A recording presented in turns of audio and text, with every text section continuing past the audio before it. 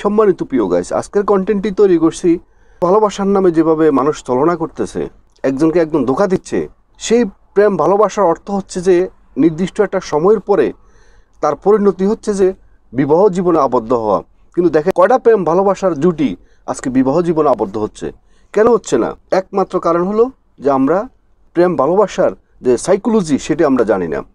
সেটা না জানার কারণে আমাদেরকে ছেলে মেয়েকে ঠকাচ্ছে বা হয়তোবা মেয়ে ছেলেকে ঠকাচ্ছে। আজকে সেই বিষয়টা আলোচনা করব। আপনি কি ঠকতেছেন নাকি জিততেছেন? আপনি আগে আপনার সেই সাইকোলজিটা আপনি যখন জানতে পারবেন তখন আপনাকে কেউ ঠকাতে পারবে না। আর কেউ যদি আপনার সাথে ছলনা করে বা আপনার সাথে অভিনয় করে তাহলে আপনি সেখান থেকে দ্রুত বেরিয়ে আসতে পারবেন। এক নম্বর সাইকোলজি হচ্ছে আপনাকে কেউ ঠকাচ্ছে বা আপনার সাথে কেউ ছলনা করতেছে, আপনাদের সম্পর্কের কোনো নাম হবে না। মানে সে আপনার হয়তো ক্লাসমেট হতে পারে বা আপনার অফিস কলিগ হতে পারে বা আপনার পারিবারিক আপনার আত্মীয় স্বজন হতে পারে, কিন্তু আপনাদের যে সম্পর্কটা, আপনি যে তাকে 100% ভালোবেসে উজাড় করে ভালোবেসে আপনার ভাবতেছেন যে আপনি তাকে বিবাহ করবেন, আপনি ছেলে হন আর মেয়ে হন, কিন্তু দ্বিতীয় পক্ষ আপনার এই যে ভালোবাসাটার নাম দেওয়া হচ্ছে না।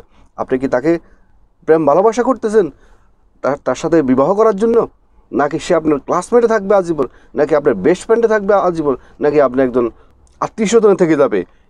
একটা নাম আপনাকে দিতে হবে। আপনারা একটা মাঝামাঝি পর্যায়ে থাকেন, মানে এটা একটা সঠিক একটা নাম দেন না।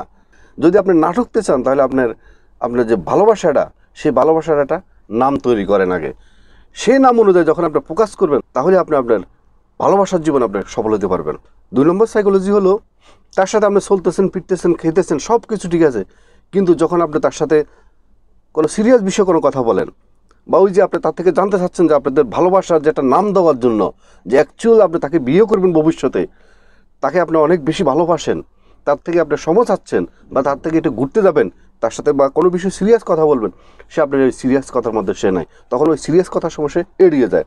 তখন আপনি সাবধান হয়ে যাবেন। তখন আপনাকে বুঝতে হবে সে আপনার সাথে ভালোবাসা করতেছে না বা আপনার সাথে সে চলনা করতেছে বা কোনো না কোনোভাবে সে স্বার্থ উদ্ধার করে সে আপনার থেকে কেটে যাবে।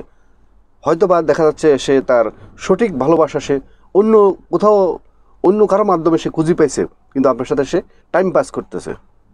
তাহলে আপনি সাবধান হয়ে যান যে এটা আপনার জন্য সঠিক ভালোবাসা নয়। 3 নম্বর সাইকোলজি হচ্ছে যে এটা প্রেম ভালোবাসার ব্যক্তির সাথে রেগুলারিটি মেনটেন করতে হবে।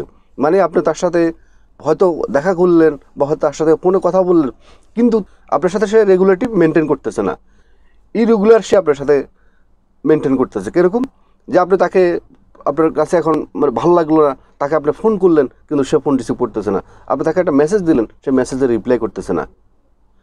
মানে যখন আপনি তার সাথে যোগাযোগ করতে চাচ্ছেন তখন সে আর তার সাথে আপনি যোগাযোগ করতে পারতেছেন না। কিন্তু তার মতো করে সে যখন সময় পায়, তার মতো করে সে আপনাকে হয়তো একটা মেসেজ রিপ্লাই দিতেছে বা কখনো সে আপনাকে একটা মেসেজ দিতেছে বা আপনাকে বলতেছে আপনার সাথে যোগাযোগ করবে, কিন্তু আপনার ইচ্ছা মতে সে কখনো আপনার ডাকে কখনো সে সাড়া দিচ্ছে না বা আপনার টেলিফোন সে রিসিভ করতেছে না, বা রাত্রেবেলা হঠাৎ করে মনে হলো যে আপনি তাকে একটা মেসেজ দিলেন, সেটিং করলেন, ওইটা তো সে রাজি হলো না, কিন্তু দেখা যাচ্ছে তার মতো করে সে আছে।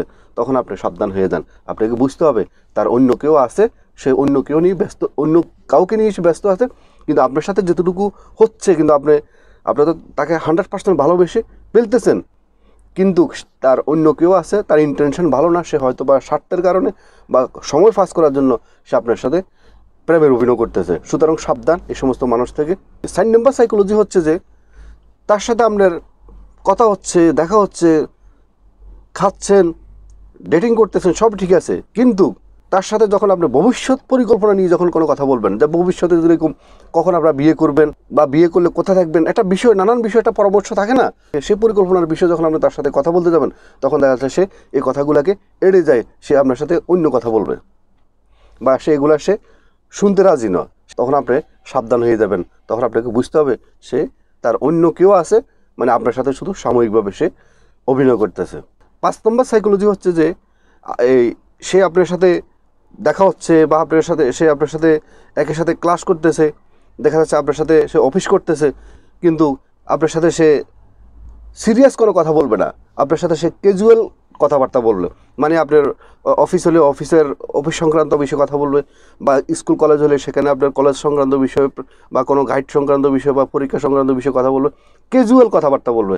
কিন্তু আপনাদের প্রেম ভালোবাসা বা ভবিষ্যৎ নিয়ে এইসব বিষয় নিয়ে এসে আপনার সাথে কোনো কথা বলবে না, তখন কিন্তু আপনি সাবধান হয়ে যাবেন। আপনার গলা ফানিত নামার পূর্বে আপনাকে সাবধান হয়ে যেতে হবে যে সে আপনার নয়, সে অন্য কারো আছে, কিন্তু আপনার সাথে সে সাময়িকভাবে একটা অভিনয় করে যাচ্ছে।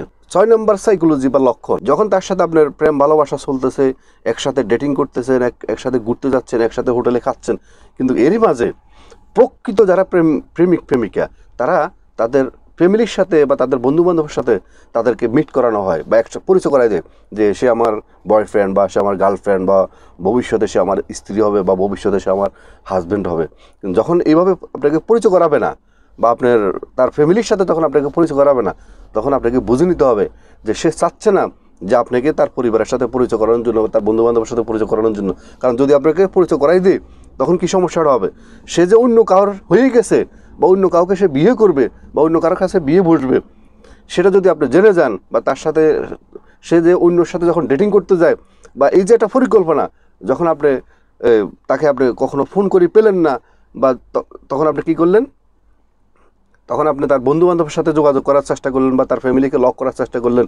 যেহেতু আপনি লক না করতে পারেন, যোগাযোগ না করতে পারেন, সেজন্য সে কাউকে পরিচয় করাবে না। আপনাকে বুঝতে হবে আপনার সাবধান, তার ইন্টেনশন খারাপ, তার হয়তো বয়ফ্রেন্ড আছে বা তার গার্লফ্রেন্ড আছে। তো এই সমস্ত মানুষ থেকে সাবধানে আসবেন, সে আপনার কখনোই নয়। আপনি গলা ফানিত নামলে আপনি নিজেকে ওই যে ছাকা খেতে হবে, মানে আপনাকে বিপদগ্রস্ত হতে হবে। 7 নম্বর এবং সর্বশেষ যেটা, সেটা হলো আপনি তার সাথে সারাদিন ঘুরলেন, খেলেন, আপনার অফিস চাকরি করলে অফিস করলেন বা যে কর্ম করেন সে কর্ম করলেন বা কলেজ ইউনিভার্সিটিতে পড়লে সেখানে এখানে সময় দিলেন, দেওয়ার পরে আপনি বাসা আসলেন, আসার পরে আপনি ঘুমোতে গেলেন, তখন আপনি চিন্তা করলেন যে আপনাদের সম্পর্কটা আসলে কতটুকু অ্যাকচুয়াল, কতটুকু আপনি সম্পর্কটাকে আপনি টেনে নিয়ে যেতে পারবেন।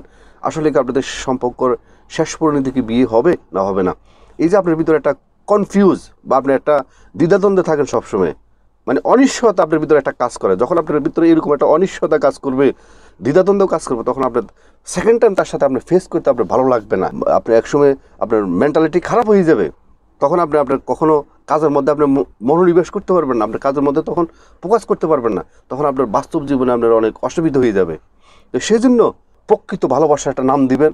সে কি আপনার গার্লফ্রেন্ড না বয়ফ্রেন্ড, নাকি আপনার আত্মীয় স্বজন, নাকি সে একজন বেস্ট ফ্রেন্ড হিসেবে থাকতে চায়, নাকি সে আপনার ভবিষ্যতে কি আপনার হাজব্যান্ড ওয়াইফের পর্যায়ে পৌঁছবে কি না, এই ধরনের একটা নাম কনফার্মেশন করবেন।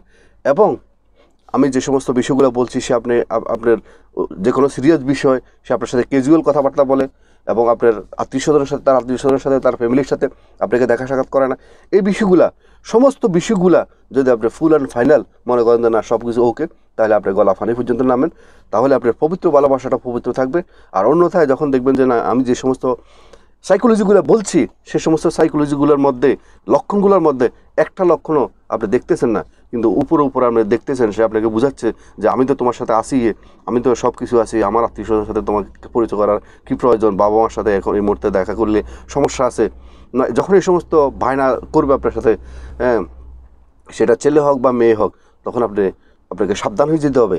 আপনি সেখান থেকে বেরিয়ে আসেন। আর এই সম্পর্কটা আপনার জন্য নয়, এই সম্পর্কটা আপনাকে জীবনে ধ্বংস করে ফেলবে। সেই আপনার সাথে সাময়িক সময় পাস করার জন্য বা যে কোনো একটা স্বার্থ আপনার সাথে আছে, সে স্বার্থটা সিদ্ধি করার জন্য সে আপনার সাথে সাময়িকভাবে অভিনয় করতেছে, পরবর্তীতে সে আপনার সাথে ছলনা করবে। সেই ছলনাটা আপনার বাস্তব জীবনের মধ্যে অনেক বড় এফেক্ট পড়বে এবং আপনি দেখা যাচ্ছে আপনার জীবনের হয়তো স্টুডেন্ট হলে স্টুডেন্টের মধ্যে আপনার অনেক ব্যাড এফেক্ট পড়বে এবং দেখা যাচ্ছে আপনি যদি কর্মজীবন করেন, সেই কর্মজীবনের মধ্যে ভালো প্রচণ্ড পরিমাণে একটা ব্যাড এফেক্ট পড়বে।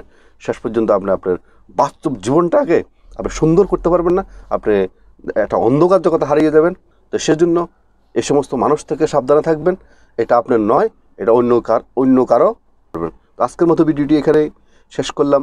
ভিডিওটি যদি আপনাদের ভালো লাগে থাকে তাহলে অবশ্যই এটা লাইক করবেন, এটা কমেন্ট করবেন এবং যারা নতুন অবশ্যই মিয়াজি ফিলোসফি চ্যানেলকে সাবস্ক্রাইব করে অল নোটিফিকেশন অন করে রাখবেন এই ধরনের নতুন নতুন ভিডিও পেতে।